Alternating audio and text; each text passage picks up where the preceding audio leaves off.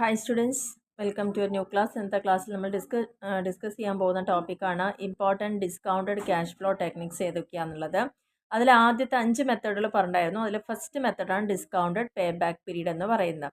അപ്പോൾ ഇതിൽ നമുക്ക് മെയിനായിട്ട് നോക്കാനുള്ളത് നമുക്ക് എന്താണോ പേ ബാക്ക് പീരീഡിലെ പോരായ്മകൾ ഉണ്ടായിരുന്നത്, പ്രധാനമായിട്ടും ടൈം വാല്യൂ കൺസിഡർ ചെയ്യുന്നില്ല എന്നുള്ളതായിരുന്നു. അപ്പോൾ ആ ഒരു പോരായ്മയെ നികത്തിക്കൊണ്ട് വന്നതാണ് ഈ ഒരു പുതിയ technique discounted pay back period എന്ന് പറയുന്നത്. അപ്പോൾ ഈ ഒരു മെത്തേഡിൽ മോഡിഫൈ ചെയ്തിരിക്കുന്നത് എന്താണെന്ന് വെച്ചാൽ cash flows are first converted into their present values. കിട്ടിയ ക്യാഷ് ഫ്ലോസിനെ നമ്മൾ പ്രസൻറ്റ് വാല്യൂയിലേക്ക് കൺവേർട്ട് ചെയ്യുന്നു. അതിനുശേഷം അവ പരസ്പരം കൂട്ടുകയാണ് ചെയ്യുന്നത്, added together. Then period of time required to recover the initial outlay on the project is ascertained. അതിനുശേഷമാണ് നമ്മളൊരു ഇൻവെസ്റ്റ്മെൻറ്റിലേക്ക് എത്ര രൂപ ഇറക്കി എന്നുള്ളതും ആ ഇറക്കിയ പൈസ എത്ര വർഷം കൊണ്ട് നമുക്ക് തിരിച്ചു പിടിക്കാം എന്നുള്ളതും കാൽക്കുലേറ്റ് ചെയ്യുന്നത്. അപ്പോൾ ഇതിൽ ഒരേ ഒരു ഡിഫറൻസ് എന്ന് പറയുന്നത് നമുക്ക് എന്താണ്, discounted pay back period method and pay back period method is that in discounted pay back period method we consider discounted cash inflow. അതായത് പേ ബാക്ക് പീരീഡിൽ നമ്മൾ രണ്ട് മോഡലും ചെയ്യുമ്പം ഇവ തമ്മിൽ ഒരേ ഒരു വ്യത്യാസം, ഈ ഒരു മോഡലാകുമ്പോൾ ആ ഒരു പ്രസൻറ്റ് വാല്യൂയിലേക്ക് കൺവേർട്ട് ചെയ്യുന്നു എന്നുള്ളത് മാത്രമാണ് അവിടെ വരുന്ന വ്യത്യാസം എന്ന് പറയുന്നത്. അപ്പോൾ അതിൻ്റെ സ്റ്റെപ്സ് ഒന്നും ഇവിടെ പറയാം. ഐഡൻറ്റിഫൈ ക്യാഷ് ഫ്ലോ, അതായത് ഓരോ വർഷത്തെയും ക്യാഷ് ഫ്ലോ എത്രയാണ് നോക്കുക. അതിനുശേഷം അതിനെ ഡിസ്കൗണ്ടഡ് റേറ്റിലേക്ക് കൺവേർട്ട് ചെയ്യുക, അതായത് പ്രസൻറ്റ് വാല്യൂ കണ്ടുപിടിക്കുക. അതിനുശേഷം നമ്മൾ എന്ത് ചെയ്യുക, ഓരോ ടോട്ടൽ വൈസ് ആയിട്ട് അത് ആഡ് ചെയ്ത് പോവുക. ആൻഡ് ഫൈനലി എന്ത് ചെയ്യുന്നുണ്ട്, ആ total equals to the initial investment.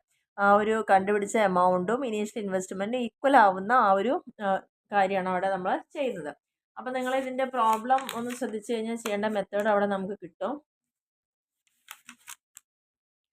ഈ ഒരു മെത്തേഡിൻ്റെ അഡ്വാൻറ്റേജസ് എന്തൊക്കെയാണല്ലോ, ഒന്ന് ടൈം വാല്യൂ ഓഫ് മണി ഇവിടെ കൺസിഡർ ചെയ്യുന്നു എന്ന് തന്നെയാണ് ഇതിൻ്റെ ഏറ്റവും വലിയ പ്രത്യേകതയായിട്ട് നമുക്ക് പറയാനുള്ളത്.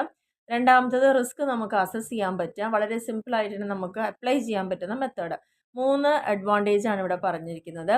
ഇനി ഇതിൻ്റെ പോരായ്മകൾ എന്ന് പറയുമ്പം ഇവിടെ എന്താണെന്ന് പ്രത്യേകത വെച്ച് കഴിഞ്ഞാൽ ignores cash flows beyond payback period. Payback period എന്ന് പറഞ്ഞു കഴിഞ്ഞാൽ നമ്മളൊരു ബിസിനസ് തുടങ്ങാൻ വേണ്ടി പൈസ ഇൻവെസ്റ്റ് ചെയ്യും, തുടങ്ങല്ല, ആ ബിസിനസ്സിൻ്റെ ആവശ്യങ്ങൾക്ക് വേണ്ടി പൈസ എപ്പോഴൊക്കെ ഇൻവെസ്റ്റ് ചെയ്യുന്നുണ്ടോ ആ ഇൻവെസ്റ്റ് ചെയ്യുന്ന സമയത്ത് അതിൽ നിന്ന് എപ്പോഴാണ് തിരിച്ച് ഇൻവെസ്റ്റ് ചെയ്ത അത്രയും എമൗണ്ട് നമുക്ക് എത്ര വർഷം കൊണ്ടാണ് തിരിച്ച് പിടിക്കേണ്ടത് എന്നുള്ളതാണ് പേ ബാക്ക് പീരീഡ്. അതിനുശേഷം അതായത് 5 വർഷം കൊണ്ട് തിരിച്ച് പിടിച്ചാൽ 6ാമത്തെ വർഷത്തിൽ കിട്ടിയതൊന്നും നമ്മളിവിടെ കണക്കാക്കുന്നില്ല എന്നതാണ് ഇതിൻ്റെ ഒരു ഡ്രോബാക്ക് ആയിട്ട് പറയുന്നത്. പിന്നെ ഒരിക്കലും ഓവറോൾ പ്രോഫിറ്റബിലിറ്റി ഒന്നും ഈ ഒരു മെത്തേഡ് കൊണ്ട് നമുക്ക് മെഷർ ചെയ്യാൻ സാധ്യമല്ല. പിന്നെ എപ്പോഴും പ്രോഫിറ്റിനെ ബേസ് ചെയ്ത് വരുമ്പോൾ അതൊരു ഷോർട്ട് ടേം ഫോക്കസ് മാത്രമായിട്ട് വരികയാണ്. നമുക്കൊരു വർഷത്തേക്ക് 2 വർഷത്തേക്ക് അങ്ങനെ ചെറിയൊരു ഇടവേളയ്ക്ക് വേണ്ടി മാത്രം കമ്പ്യൂട്ട് ചെയ്യാൻ ഈ ഒരു മെത്തേഡ് ഓക്കെയാണ്.